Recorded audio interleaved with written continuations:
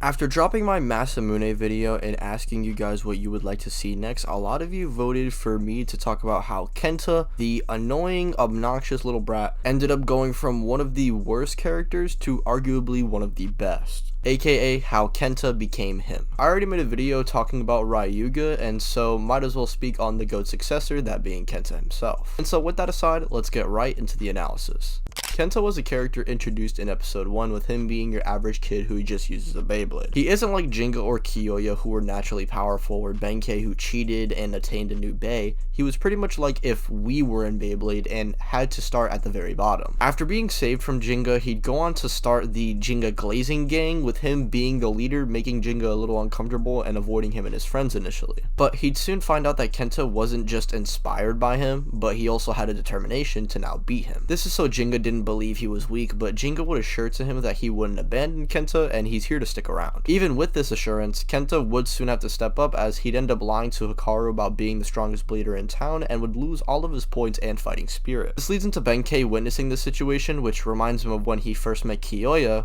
and would go on to now train bro instead of bullying him. And with the help of not only Benkei's training but Medokas' maintenance on Sagittario and the courage he gained from Gingka, this allows Kenta to create his very own special move and beat Hikaru in a legit one-on-one. I really like how the show goes out of its way to have Kenta put the blood, sweat, and tears into making his special move, and we see throughout all of Fusion he puts in the work the best way he can. He'd assist Benkei against Kyoya despite knowing he'd lose, but he didn't care because his friend was in danger, and he'd also do very well against Hyoma, as if he defeated Hyoma, then he'd know where Gingka went. And we even see during the Beyblade survival challenge, he does decent against Hikaru during the battle between him, her, Benkei, and Yu. We even see bro getting a dedicated episode of himself defeating 2 members of Dark Nebula and even training someone who wants to be exactly like Gingka. Pretty much showing how much Kenta has grown as the character he trained. Sora was pretty much what Kenta was like back in episode 1. But after helping Sora, he doesn't need to be like Gingka but rather be like himself. Sora would tap into his real power, and then we'd have the Battle Blader event starting, where Kenta would actually manage to get the points and qualify for the first round.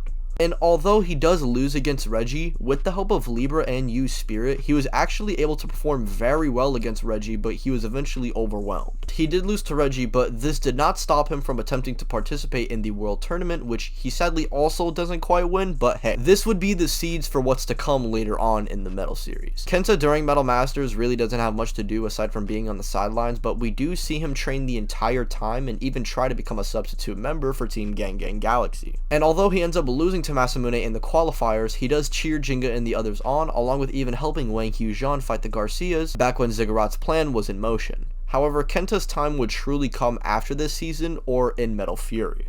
Whereas most of us know, because of the whole legendary blader concept being introduced, Kenta was desperate to become one, or at least keep up with the others, which he sadly would come to find out that not only was Ryuga the chosen one for the summer constellation, but if he keeps going down the road he basically went down in Fusion and Masters, he'd just be left in the dust. This is where Kenta would go on to leave the group and follow the path of the strong, which just so happens to be led by the greatest rival of the same person that Kenta idolizes, that being Ryuga. It's funny seeing this connection form since it fits really well, but you just wouldn't think from season 1 that these characters would ever even have that significant of a relationship. Ryuga is someone who always had power. He basically was the strongest for the majority of the show and was never at the bottom, looked down on all of his inferiors. For him to see someone like Kenta, a kid who was at the bottom and had to work his way to the top, and actually acknowledge him as strong, not only says a lot about how far Kenta is willing to go, but it also shows Ryuga is someone who does acknowledge strong bladers and not just himself, which is something that he developed past Metal Fusion. We'd see Kenta's growth gradually as well. He would go from forcing Tsubasa to actually use his full power to stop him, and after training some more, he would go on to even force Cosmic Pegasus into relying on his special move, which is impressive since Base Cosmic Pegasus is just a stronger version of Galaxy Pegasus, who is pretty much one of, if not the strongest Bay in Metal Masters besides like Tempo and Meteor El Drago. Meaning Kenta by this point would solo anyone in season 1 and 2. And if you don't think this is enough to say that Kenta is above season 1 and 2, don't worry, I got you. We get Kenta training some more, and after the revival of Nemesis and Ryuga refusing to help the group, Kenta challenges him, with the rule being if he manages to actually damage El Drago once, then he has to go and help Gingka fight Nemesis. And Ryuga, initially not really expecting anything, would actually be caught off guard by Sagittario's power and how much he's actually grown, leading into him using Sagittario's new special move, that being Diving Claw, but this time it's fully mastered. And Ryuga would be forced to use his ultimate move. We do see that the face of El Drago Destructor actually does get damaged, meaning Kenta can unironically damage a version of El Drago stronger than Meteor El Drago, which is stronger than any Bay in Metal Masters. Yeah,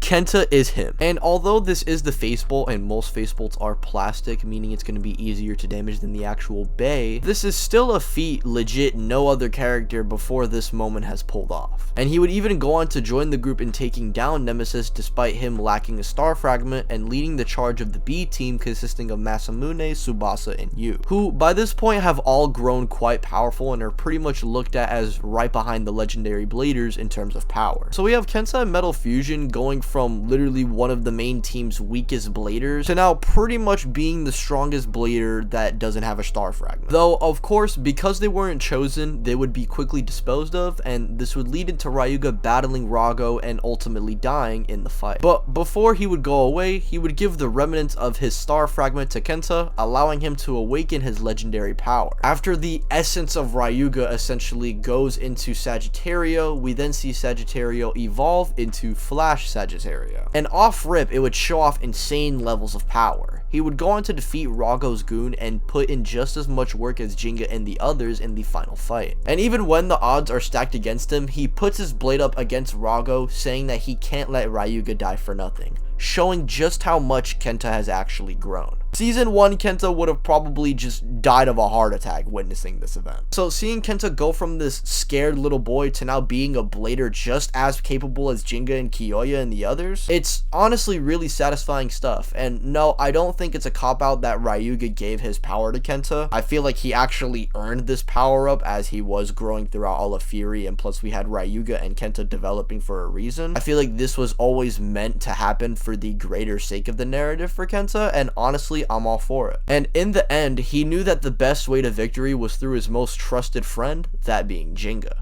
which to me seems really fitting considering Kenta was the guy who relied on Gingka to save him. And now by the end of the series, Kenta is the one aiding Gingka and Gingka relying on the others to push Beyblade into a better tomorrow. And this is how Kenta became him. Bro Solo's Gohan.